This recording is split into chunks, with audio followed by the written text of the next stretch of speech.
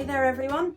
This week's Bitesize Extra is What's in the Box, which is amazing because it means that inside this box there's something that's going to help us to understand the Bible story that we've heard today about Saul.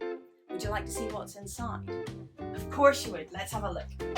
Well, we've got a box of blocks. Wonder what they could teach us. Do you know, these blocks make me think about God's words.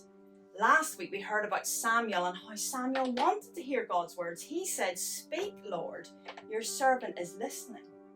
But this week we heard about Saul. And Saul heard God's words, but he didn't want to do everything God said. God said he was to completely destroy the Amalekites and everything they had because they were so evil and wicked.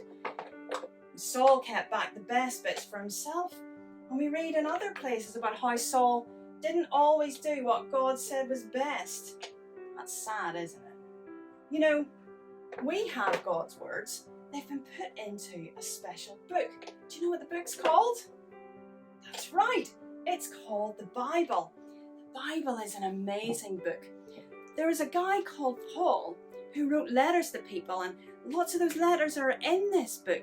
And he said that all of it comes from God. Now that's amazing because God made us. He made the whole world and He knows how things work best. So while people wrote them down, the actual words, they come from God Himself. It really is an amazing book.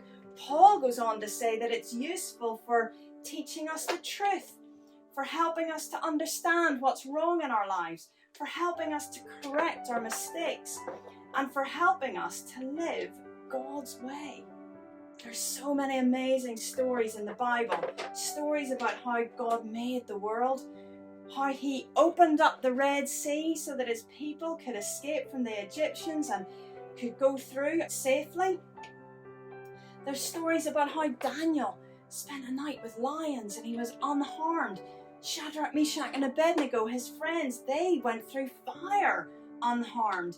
Then we read stories about Jesus and how He loved people and healed people and how He was able to feed thousands of people with just one small boy's lunch, and how He taught us how to live, being kind to others, showing love to other people. It really is an amazing book. And when we have it all, it stands strong like a strong tower. And yet, you know, there are people who are maybe a little bit like Saul, and they look at this book and they think, well, there are parts of it that I like and that I can obey, but other parts of it I'm not so sure. You tell me that God parted the Red Sea? Is that even possible? Perhaps it was just shallow and they paddled through. Or maybe they think the resurrection of Jesus. No, I don't think I can get that He came back to life. Maybe He didn't actually die.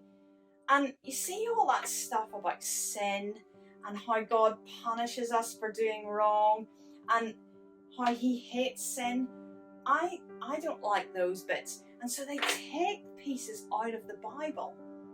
And now what's happened to our tower? Well, it's not complete anymore. And now when questions and difficult times come, well, it's not going to stand strong, is it? You see, when I think about how God helped the people to cross the Red Sea, it shows me how powerful God is. And it reminds me that when I go through difficult periods or have big questions, God's strong enough to help me get through that. And when I think about the hard parts of the Bible, about how we've done wrong and how God hates sin and sin must be punished, well, it makes me think about how amazing it was that Jesus came so that I could be friends with God. When I think about how Jesus came back to life again after He'd been dead, it reminds me that God is more powerful even than death, and that Jesus has the power to forgive my sin so that I can be friends with God, that I can be with Him in heaven after this life is over.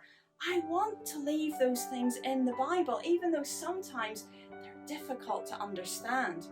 Because then when I have big questions and when I go through big difficulties, well, it's going to stand strong. The Bible, all of it, is useful.